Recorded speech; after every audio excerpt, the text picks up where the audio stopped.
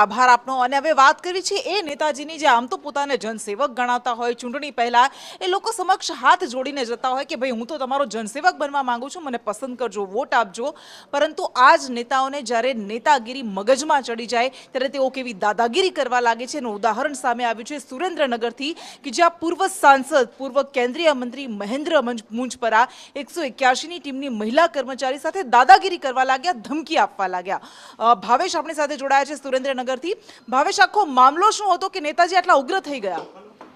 ચોક્કસ વાત કરવામાં આવે તો અવારનવાર જે સુરેન્દ્રનગરના પૂર્વ સાંસદ છે, અગાઉ પણ જયારે ચાલુ સાંસદ હતા અને કેન્દ્રીય મંત્રી હતા ત્યારે અનેક લોકો સાથે પણ ગેરવર્તણૂક છે કરી હતી, એ સામે છે આવ્યું હતું। પોતાના પક્ષના લોકો સાથે પણ અનેક વખત આવી જે ઘટનાઓ છે બની છે, એમાં વધુ એકવાર જે ઘટના બની છે એમાં જે મહેન્દ્ર મુંજપરા છે એના સગા બેન છે, એનો દીકરો એટલે મહેન્દ્ર મુંજપરાનો ભાણેજ, એની પત્ની છે એ પિયર હતી અને બંને વચ્ચે ઘરકંકાસ છે ચાલી રહ્યો હતો। એને લઈને મહેન્દ્ર મુંજપરાના ભાણાની પત્નીએ 181માં ફરિયાદ છે કરી હતી। 181ની ટીમ મહિલાઓ સાથે છે એ ત્યાં પહોંચી હતી અને પહોંચતાની સાથે જ મહેન્દ્ર મુંજપરા પણ ત્યાં હાજર હતા અને બંને વચ્ચે ઉગ્ર બોલાચાલી થઈ હતી। વિડીયો પણ એનો છે સામે આવ્યો છે। મહેન્દ્ર મુંજપરા છે એ બંને 181ની જે મહિલાઓ છે એને સતરાવી રહ્યા છે અને કહી રહ્યા છે કે તમને બંનેને પણ હું સસ્પેન્ડ કરી નાખીશ। એટલે આવા ગેરશબ્દોનો ઉપયોગ છે એ મહિલાઓ સામે કર્યો છે। વધુ એક વખત સુરેન્દ્રનગર જિલ્લાના પૂર્વ સાંસદ અને કેન્દ્રીય મંત્રી છે એ વિવાદમાં આવ્યા છે। હાલ તો આ મામલે છે જિલ્લા પોલીસ છે એ પણ તપાસ કરી રહી છે। જી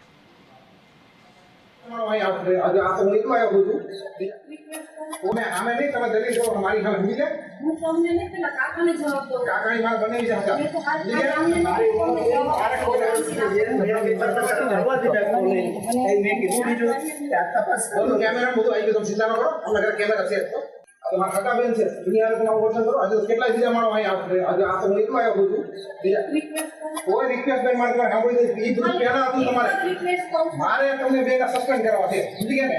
મારે બેન તમે સસ્પેન્ડ ન કરો કેમ દો મારે